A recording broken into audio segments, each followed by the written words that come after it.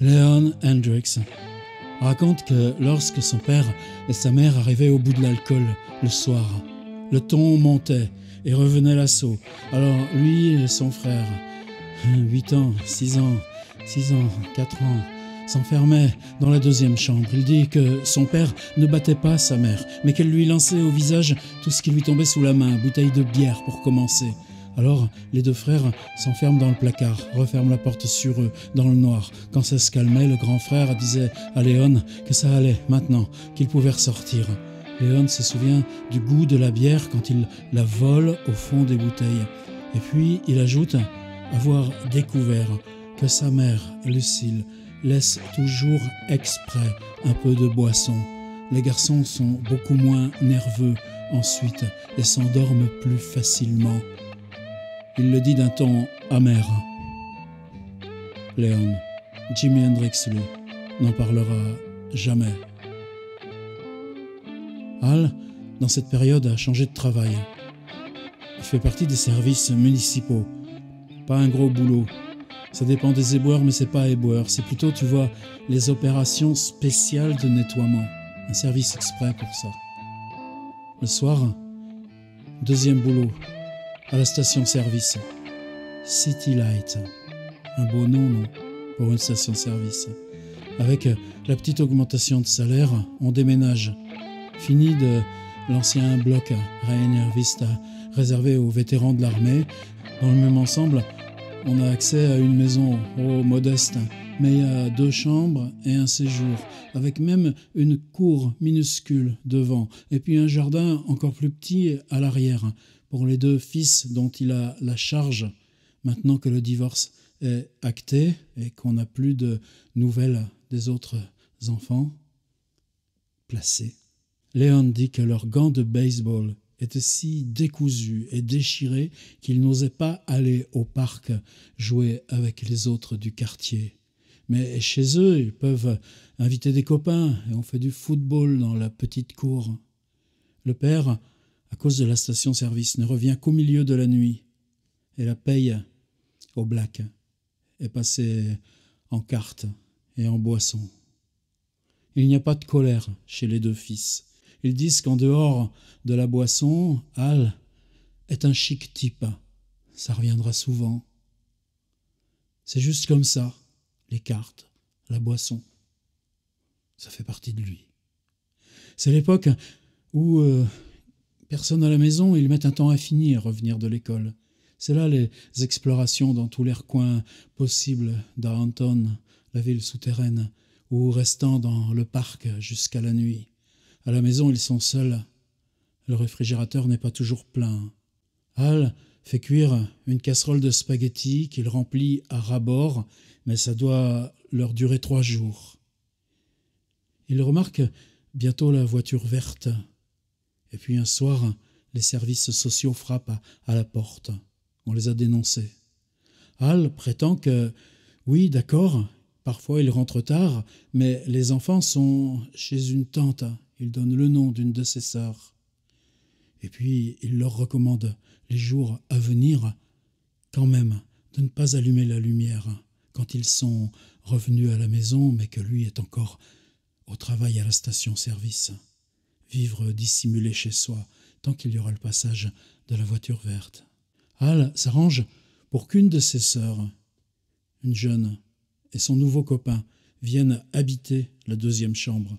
Bon, le père et les 2 fils, on va se serrer un petit peu, mais au moins on échappe à la dénonciation, aux services sociaux. Ça dure quelques semaines, mais la sœur et le copain repartent et s'installent chez eux. Les services sociaux vont revenir.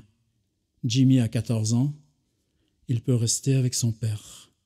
Mais Léon, lui, partira dans une famille d'accueil, comme les 4 frères et sœurs. Buster lui rendra visite tous les soirs.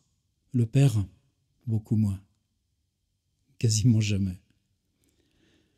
Cette famille d'accueil accepte Jimmy comme un des leurs, mais 1 an plus tard, quand ils proposeront carrément d'adopter Léon, Al se rebiffe. Pourtant, à ce moment-là, il aura perdu son travail. Jimmy et lui sont revenus vivre dans un appartement. Est-ce qu'on peut appeler ça appartement? C'est grand comme un placard à balai. des chiottes et salles d'eau dans le hall pour tout l'immeuble. Léon est parti dans une autre famille, mais où ça se passe beaucoup moins bien. Il est perdu, révolté, revient chez son père. Ainsi se seront élevés, un peu seuls, le grand frère et Léon, son protégé. Un autre souvenir de Léon Hendrix, la plus belle possession dans leur petite maison, c'est la radio, celle du père de Hal. Il y a quelque chose de magique dans cette boîte. Un soir où ils sont seuls, comme d'habitude, Jimmy va chercher un tournevis et démonte la plaque d'Isorel à l'arrière. Là sont les lampes. Plus tard, il dira qu'il aime ses amplis Marshall à cause de cette qualité des lampes. Il dira, tu vois, comme deux frigos que tu as connectés l'un sur l'autre. C'est obscur, mais on comprend. Le monde fragile des câbles, l'odeur si spécifique aux appareils électriques. Léon a peur. Ils ont fait quelque chose d'interdit. Alors Jimmy remonte l'ensemble, mais bien sûr, le poste ne marche plus. Hal s'en aperçoit tout de suite, dès son retour. Et chargé d'alcool, quelquefois, il est mauvais. Jimmy dit que c'est lui seul qui a démonté l'appareil, que Léon n'a rien fait. Mais la rouste sera quand même pour les deux. Ils s'en souviendront de cette rouste. Ils sont enfermés dans leur chambre, sans lumière ni manger. Jimmy dira simplement au père, « Je cherchais la musique. Je voulais voir où était la musique. » Léon dit que c'est son premier souvenir où il associe Jimmy et la musique, au moins le mot musique, cet appareil radio, la plaque arrière débranchée, les fils en désordre. Léon dit que c'est dans ces familles d'accueil successives prenant à charge ses enfants pour la petite allocation des services sociaux qu'il a compris que la famille qu'ils forment à eux trois, Hal, Buster et lui, n'est pas dans la pauvreté, mais en deçà du seuil qui définit la pauvreté. Le père, parfois, a des éclaircies. Un jour de paye, alors il va acheter un pantalon pour chacun de ses fils, ou même, une fois, un vélo d'occasion, parmi ceux qui sont accrochés au mur pour quelques dollars dans la boutique qui lui fournit en location à la journée sa tondeuse débroussailleuse pour aller travailler chez les riches. Parce que maintenant il se dit jardinier, mais sa réputation, au bouche à oreille, c'est plutôt nettoyeur. Odd Jobs Man. Quand tu as besoin de travaux bizarres. Le samedi, quand il n'est pas à école, il emmène ses fils avec lui plutôt que les laisser à la maison. Mais il les fait travailler jusqu'à l'épuisement. Un après-midi, il s'éclipse, boire une bière, oublie de revenir les chercher. Sinon, tout à la nuit. Eux, ils sont allés au supermarché, ils avaient faim. Buster a piqué des tranches de pain et ils les ont mangées sur place, cachées dans les rayons, mais terrorisés. Léon n'a pas osé manger du pain volé, mais se rappelle de sa peur. Quand on les appelle, ou qu'un ami ou relation a fait confier à Hal un travail pour le Odd Jobs Man, c'est que c'est rempli d'ordures ou des ronces par-dessus la tête. Mais Hal, tu vois, il accepte tout. Chez cette dame, cependant, ce samedi-là, il en va autrement. C'est un garage à 2 voitures. L'expression est déjà banalisée comme mesure d'espace. Un garage à 2 voitures. Déjà cette place dans la ville. Ils sont dans les quartiers riches, au sud-est de la ville, côté lac. On commence à remplir l'arrière de vieux pick-up. C'est quoi? Des vieux meubles, du bazar, ce qu'on trouve habituellement dans les vides-greniers de cette sorte. Mais Hal, dans ces conditions-là, est comme un enfant le matin de Noël. Léon dit qu'au travail, il a une honnêteté qu'il n'aurait pas forcément pour les combines de la vie civile. J'ai trouvé ça curieux comme remarque. Alors Hal va voir la dame, il lui dit que, bien sûr, tout part à la benne, comme prévu. Ils appellent ça « dump ». Mais est-ce que elle, la dame, accepterait qu'il mette de côté certaines choses pour les réparer. Bien sûr, la dame dit oui. Pourvu que son garage soit nettoyé, dit-elle, ça lui est égal, parce que Hal a trouvé, sous un vieux matelas, 2 fusils de la guerre civile. Il n'y tient plus, il les planque dans la cabine du pick-up, sous le siège, et tout de suite part chez un revendeur, laissant les gosses, leur disant de continuer le boulot. Eux, ils savent que s'il revend les fusils, ce sera suivi d'une bière pour la soif, puis de quelques autres, puis qu'il y aura probablement des copains pas loin, et que l'argent des fusils, probablement, il n'en restera rien quand il reviendra. Eux, ils continuent de transporter le bazar du garage au bord de la rue en attendant que le pick-up revienne. C'est alors que Buster met la main, dit Léon, sur un vieil ukulélé auquel il reste seulement une corde. Il est là, fasciné. Alors lui aussi, comme son père, va voir la propriétaire. « Dites, madame, est-ce que je peux le garder au lieu qu'on le jette ?» Quand le père revient, il est saoul, une fois de plus. On charge le pick-up. Lui aussi voit le ukulélé. « Chouette, on va le revendre. » Et le gamin s'interpose. « Elle me l'a donné. Il est à moi. On ne le revend pas. » Ce qui est surprenant, c'est que Hal va s'incliner. Mauvaise conscience d'avoir laissé les gamins, mauvaise conscience d'avoir picolé l'argent des 2 fusils antiques. Léon dit que dans la semaine, dans les mois à venir, Buster va tout essayer. Une corde, rien qu'une corde.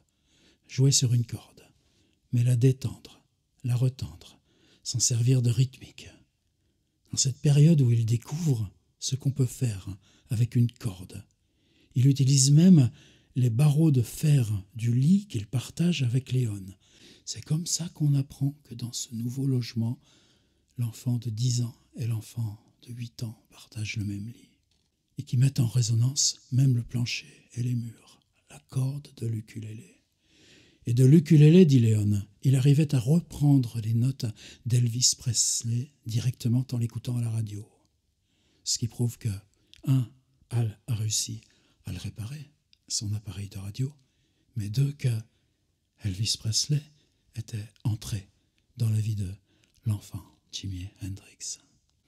Un samedi où Hal emploie une fois de plus l'ado, il a 14 ans, pour l'aider à nettoyer un jardin, et qu'une fois de plus il le laisse seul pour faire le travail, et que lui est parti boire des bières à côté, il le trouve au retour, non pas en train de continuer le jardin, mais installé dans un des fauteuils du salon.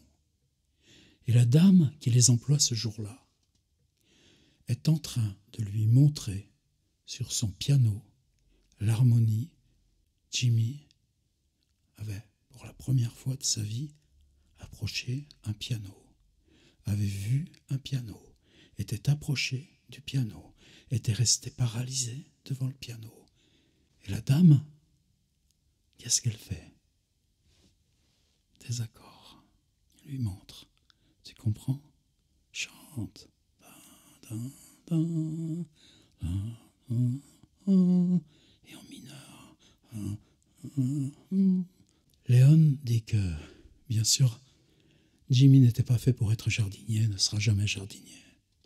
Et surtout pas avec son père, Hal, domestique de son père, quand son père va se faire domestique chez les riches de Seattle. Mais qu'il reviendra plusieurs fois chez cette dame, l'année de ses 14 ans. Il ne dit pas combien, il ne dit pas souvent. Jimi Hendrix ne parlera jamais non plus de cette dame. Qui elle est, qu'est-ce qu'elle lui a montré. Mais c'est elle qui, pour la première fois, lui a raconté l'histoire des accords et leurs enchaînements, dit Léon. Alors forcément, on aimerait avoir son témoignage à cette dame, qu'on remercie tous un petit peu.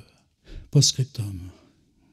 Cette suite de 5 petites histoires vient d'un livre qui s'appelle A Brother's Story, une histoire de frangin, qui est signée Leon Hendrix, bien sûr avec l'aide d'un plumitif. Mais c'est beau pour un plumitif d'aller faire ce travail-là, travailler avec Leon pour ses souvenirs d'enfance. D'ailleurs, même maintenant, c'est pas évident de se procurer ce bouquin. On y reviendra probablement plusieurs fois, souvent, parce que c'est une sorte de témoignage de première main et qui, pour moi, a ça de fondamental, c'est que, bien justement, comment vous vient la musique? Et la musique, elle vient à tout le monde pareil. Je crois que moi aussi, j'ai souvenir, on habitait à Civray, un tout petit bled de 1500 habitants, et c'était chez le coiffeur, il faisait oreilles dégagées, et dans la vitrine du coiffeur, lui jouait de l'accordéon. Il y avait ces magnifiques accordéons, et pendus sur les deux côtés, il y avait des guitares, dont une guitare électrique. Et il y avait un gars à Civray qui en jouait de la guitare électrique, il s'appelait Mickey Harlow, on l'appelait Mickey. Moi aussi, je me souviens de la boîte en carton, trapézoïdale, avec cette méchante guitare, comme on disait, espagnole, mais avec des cordes d'acier. Oh, on pouvait s'asseoir dessus, ça craignait rien. On a tous eu affaire à ce genre de contact direct avec la musique. Et pour certains, il y a quelque chose qui se passe et on devient Jimi Hendrix. C'est pas mon cas, bien sûr. Et je crois que ce genre d'histoire, c'était ce que j'ai eu le plus de plaisir à travailler pour les Rolling Stones, pour Bill Wyman, pour Brian Jones, pour Keith Richards. Surtout Keith Richards. Mais même pour Jimmy Page, qui habitait près de l'aéroport, et ces avions qui tournaient en rond, ou Charlie Watts, ce batteur des Stones, qu'on vit dans Londres sous les bombardements, et quand on lui offre un banjo, il enlève tout pour juste avoir ce son de peau, parce que pour lui c'est ce même son que les bombardements. Donc, cette rencontre initiale avec la musique et ce chemin, on va suivre les instruments successifs de Hendrix. Et là, puisqu'on a le temps dans ce feuilleton, on n'en échappera aucun. Mais ce ukulélé a une seule corde, et même la corde démontée, tendue entre les rideaux du lit, et que c'est ça. C'est trop beau pour être vrai. Je vois pas pourquoi Léon l'aurait inventé.